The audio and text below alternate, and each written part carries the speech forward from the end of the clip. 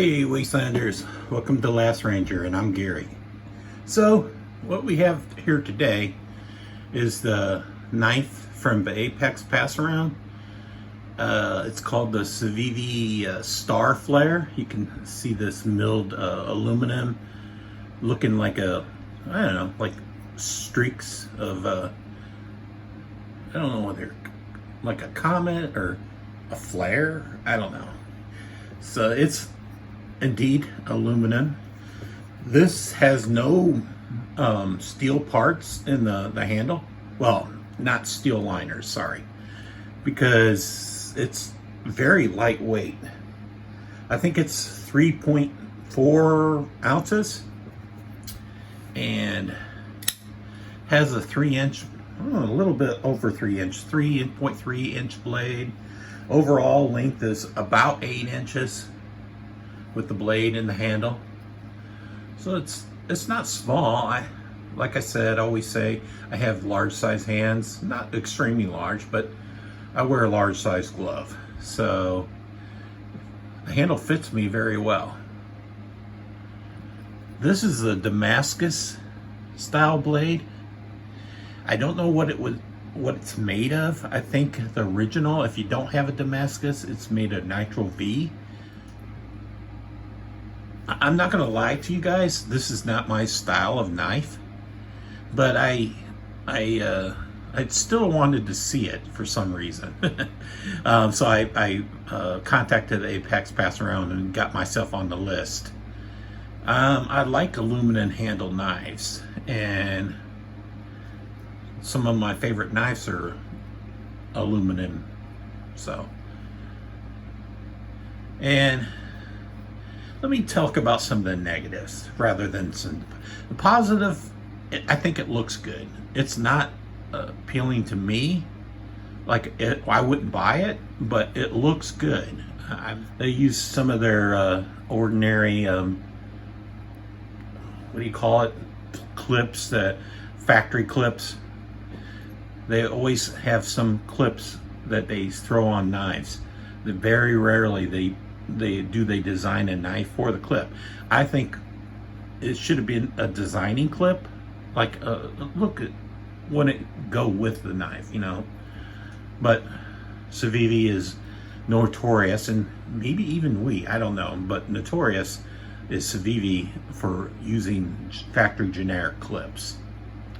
So that's a negative. Let me also talk about a negative. You see this, while it's cool, this is like a shroud covering the pivot. I believe, I can't take this apart, but if I had to guess, this is probably a separate shroud. It may be a separate piece of aluminum, and it gets in the way of closing this pivot, or the button. So if you just casually just press the button, you can't close it. You have to dig your finger in it to close it. So that's kind of a negative, you know. I mean, you can't just like close the button or close the knife very easily, because you have to concentrate on closing it, because the shroud gets in the way. So I don't know if they thought that out when they designed the knife. I mean, this knife is, I'm pretty sure this knife is not designed by a designer, a regular knife designer. It's probably designed by Civivi, them in-house. So they didn't really think about it, which is kind of bad. You know, I mean, I'm probably not going to spend a lot of time on this knife because, you know, I said I wasn't enamored with this knife. You think maybe I'm being too critical, but again, there's something else that's negative about this. Is $93. $93.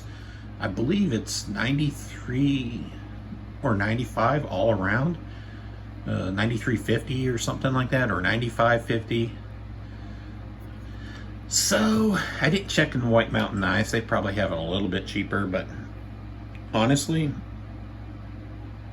I think this is about a $60 knife, if that. because I mean, it's a good looking knife, and if you like practice, you know, closing it, you'll know to put your finger in the button completely and close it. So like it opens really good. It's a good looking knife. Kind of like this pattern. I'm not a fan of Damascus, but I kind of fan of this half Damascus looking pattern. So looks like kind of reminds me of fire or something like that, you know, like it's a flame. So, and again, this is probably the only Damascus I got. This is a raindrop pattern, but I like this blade, and I just liked everything about this. This is a titanium handle, pocket marked G10. So this is probably one of the few Damascus knives I like. As I said, this is not bad. I think this is quite lovely. I don't want to piss on the knife exclusively, but this is just not a knife for me. It just screams, look at me. It's pretty, but it's got flaws, and the price really turns me off. And yeah, if you want to see some size comparisons, I didn't drag out any well-known knives. This is the Fenrir. Most of you probably know what the Fenrir looks like. So it's about the size of the Fenrir, but the Fenrir is a little bit bigger. Yeah, I have a knife that I'm going to revisit.